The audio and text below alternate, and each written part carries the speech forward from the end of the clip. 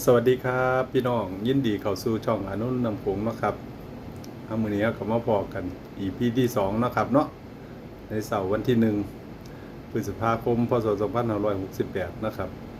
เป็นจังไดเนาะพี่น้องทางไกลครับผมมื้อนี้วันโชควันหมานเนาะบ่รู้ว่าผู้ใดสิออกงออกก้อยช่วงบ่ายเนาะครับเนาะ อนุนำโขงกะมาเว้าจากภาษาชาวบ้านนะครับคือเก่าคือเดิมเนาะครับมื้อนี้นะครับอนุนำโขงสิมาคุยเรื่องการรักษาหน้าที่เนาะครับการรักษาหน้าที่ของคนเฮาเนาะครับบ่ว่าสิเป็นอนุนำโขงเองหรือว่าคนทั่วๆไป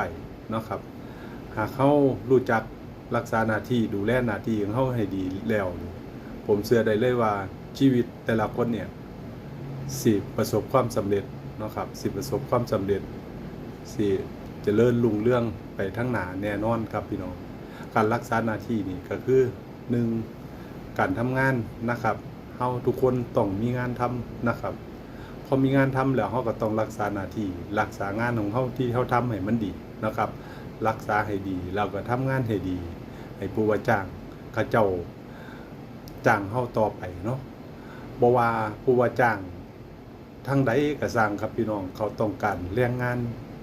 ที่มีระเบียบวินัยนะครับมีระเบียบวินัยในการทำงานนะครับ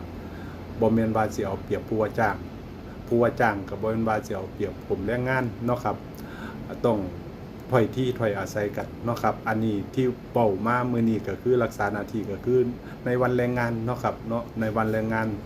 บ่ว่าสิเป็นคนใช้แรงงานหรือว่าคนจ้างแรงงานก็ต้องรักษาหน้าที่ของเจ้าของให้มันดีทำให้มันออกมาให้ดีที่สุดเนาะครับเพื่อในวันข้างหน้าเฮาจำเป็นจะต้องทำงานต้องมีเงินเข้ามารอเลี้ยงในชีวิตเฮาแล้วก็คนรอบข้างเนาะครับในเมื่อเฮาเฮ็ดงานดีแล้วนะครับเฮ็ดงานดีแล้วมีเงินออกมาจังวันที่1ออกมาจังซี่เงินเฮาก็ต้องดูแลให้ดีเนาะครับเนาะดูแลให้ดีใส่ใจให้มันถูกกิจจาลักษณะเนาะครับใส่ใจให้มันดีอย่าไปใส่ใจฟุ่มเฟือยอย่าไปใส่ใจเรื่องที่มันบ่เป็นตาใส่ใจเนาะครับให้ใส่ใจหรือแนวที่มันมีประโยชน์เนาะครับเนาะเกี่ยวกับครอบครัวนะครับให้เรียบร้อยเนาะครับ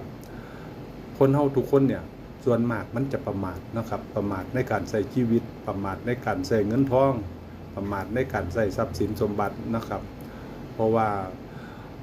คนในสังคมปัจจุบันนี่มันมีหลายอย่างที่มันดึงดูดใจเนาะครับพี่น้องเนาะอนุโลมโกก็ฝากคลิปนี้ฝากกดไลค์กดแชร์กดติดตามได้เด้อครับครับผมสวัสดีครับ